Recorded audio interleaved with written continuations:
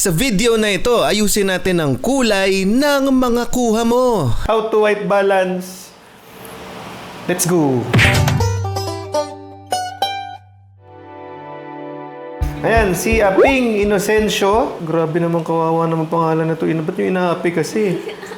Aping-api ba? Ayan, si Boss Aping Inocencio at Ernesto Espirito. Paki-explain po paano ang gamit ng tamang white balance sa different scenarios. To answer your question, ang white balance po, temperature po yan ng kulay. Okay? Ano ba yung tamang puti?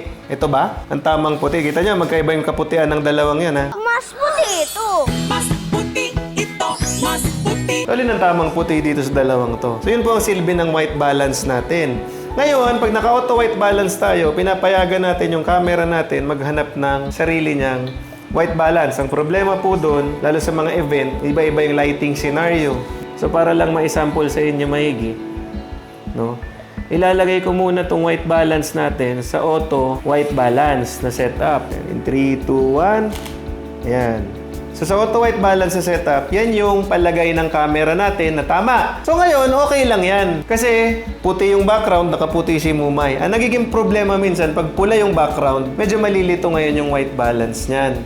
Yung auto white balance. So, ngayon, sinasabi ko nga, nasa studio tayo, mag-setup tayo sa kanya ng white balance. Isa sa pwede natin gawin is, pwede natin yan ilagay, pupunta tayo sa white balance natin, and then lagay natin sa Kelvin. So, pag nasa Kelvin po kayo, pwede nyo na manually galawin yung white balance natin. Yun. So, I think sakto na yan, ano? 4,100. Sobrang blue. Ayan. So, Mumay, post ka ulit. Ayan. Dito, tingin. 3, 2, 1. Ayan. So, sa Kelvin, sa ilaw natin ngayon, so, ganyan yung isa sa paraan. Mamatahin nyo lang. Preference at kung gaano nyo kakilala yung gamit nyo, no? Kasi iba-iba rin yung kulay ng mga likuran na screen natin. Ngayon, kung gusto nyo ng mas standard, dito papasok to. Yan. Mga white balance card. May nabibili nito as in card lang, maliit. Ako, ito yung preference ko. Mamaypay. So, pwede nyo iset yung white balance dito. Pwedeng dito. Pahawak nyo to sa inyong model muna. Dapat, pag hinawakan nila to, yun na yung source of light, no? Nagagamitin nyo sa shoot na yon. Tapos dun sa area kung saan sa shoot. So, gamitin natin muna yung puti. Yan. So, sa mga naka-Sony, so, sa mga naka-Sony, ang gagawin nyo lang, kita nyo ba? Yan, punta kayo sa function, punta kayo sa white balance. And then sa pinaka-last, ayan, custom setup. Ayan, custom setup. Pag pinindot nyo, may lalabas na bilog sa gitna. Yung bilog na yun, itutok nyo dun sa standard white balance or sa white balance card nyo. Then pag pinindot nyo yung itong button na to, na nakatutok siya doon, huwag kagagalaw mo eh. 3, 2, 1. Yan.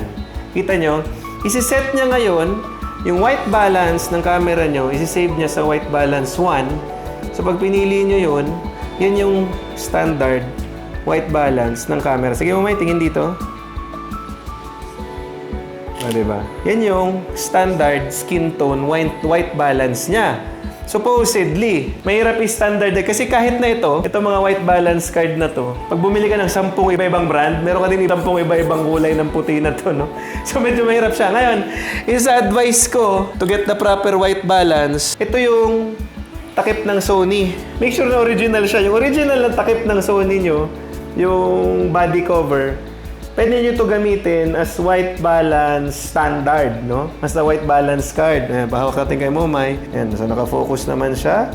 Tama naman ang ating exposure. Again, ganun lang. Punta tayo sa ating custom setup. Make sure na nasa loob ng bilog itong Sony.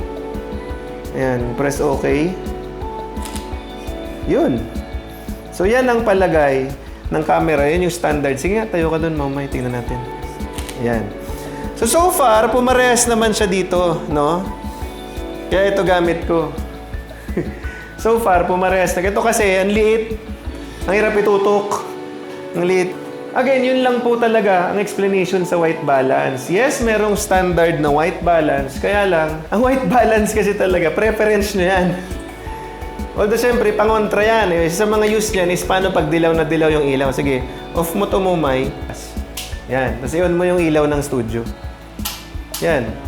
Ito, ngayon, Manilaw, di ba? Epa. So, ngayon, dahil ganito na, ayan, ito ang use ng white balance talaga. Para pa kahit pa paano, makuha nyo pa rin yung tamang skin tone kahit hindi na tama yung ilaw natin. So, kunyari, walang choice. Ito lang talaga. Wala tayong flash. So, ngayon, ganun ulit. O, pahawak mo yung ano. Tingnan nyo, mag-a-adjust ngayon yung white balance natin. Okay. So, ganun ulit. Tingnan nyo, ngayon, sobrang dilaw, oh. Sobrang dilaw niya dito. Atras ka konti mo, May. Ayan, thank you. Sobrang dilaw ngayon ni Momay. Pag kinunan ko si Momay sa current na kuha natin at current white balance, nung white balance kanina, yan po itsura ni Momay. Mukha siyang, hindi na nga may hipa, mukhang pang horror movie. O ngayon, pag tinan nyo, pag in-auto white balance natin yan sa custom setup, mag-a-adjust ulit siya. Yan. Itams para maging puti. So, okay. Pag in-okay natin siya, then we're ready to shoot again. Momay, tingin. In 3, 2, 1. Ayan, hindi na nanalayo sa kanina. So dahil nag-iba yung source of light natin, mag-iiba rin po yung setup ng white balance natin. And ganun din po when you're shooting, no, kahit saan, maganda yung na-adjust natin yung white balance natin. On mo na nga ito eh. Pangit. Pangit na nga tayo. Pangit pa yung ilaw. Ako lang pala. Walang dama yan. Ayan. Madalas naka-auto white balance lang ako eh. Unless sa talagang merong, kagaya na kung ganito kadilaw yung ilaw, yun, kailangan ko na medyo kalikutin kasi hindi na kaya nung auto white balance, hindi na nadidetect, nalilit. Sobrang na to, ba't may ganitong klaseng ilaw? Although most of the time, kinakaya niyang kontrahin, lalo na yung mga purple na ilaw. Minsan ganun, may sa events medyo bluish yung ilaw. Hanapin mo yung preferred skin tone mo. Or pwede mo gamitan nun. Kaya lang hirap naman, kung every time mag-i-change ng scenario, mag-i-set ka ng white balance na yun. So ngayon, it boils down to gaano mo kakakilala yung camera mo at kung ano yung nasasanay ka na ito yung gusto kong skin tone. Kung talagang wala kang choice, yun yung nakunan mo, yun lang yung kuha, kailangan mo yung kuha, madaling i-edit ang white balance, no? Ang mas mahirap pa niyan pag sobrang underexposed or overexposed ka. Kahit naka-raw ka, minsan palpak yun. Naliban na lang kung talagang mataas ang dynamic range ng kamerang ginagamit mo, no? Pero pag mga entry-level cameras, medyo mahihirapan tayo ayusin yun. So, mas pipiliin ko na yung palpak na white balance kaysa sa palpak na exposure, no? Mas madaling ayusin yung white balance. Color grade lang yan eh. Sana naintindihan niyo yung pinagsasabi ko about sa white balance. Medyo nakakalito siya i-explain. Kasi meron siyang standard. Pero again, depende sa camera. I'm sure yung ganong mode, yung auto setup mode, pag itong puti na to, kinuna ng Sony, kinuna ng Nikon ko dati, kinuna ng Fuji, para makuha yung auto white balance, iba-iba rin eh. Hindi ata sila nagkasundo-sundo kung ano talaga. I'm sure meron, may standard na white, no? Pero syempre, medyo hindi mo sure. Kasi sa experience ko, yung Nikon ko nun, iba yung white balance, yung basa niya sa puti. Kung ano yung totoong puti. Dito sa Sony, tapos nung na-testing ko, dati yung Fuji X-T1 ba yun?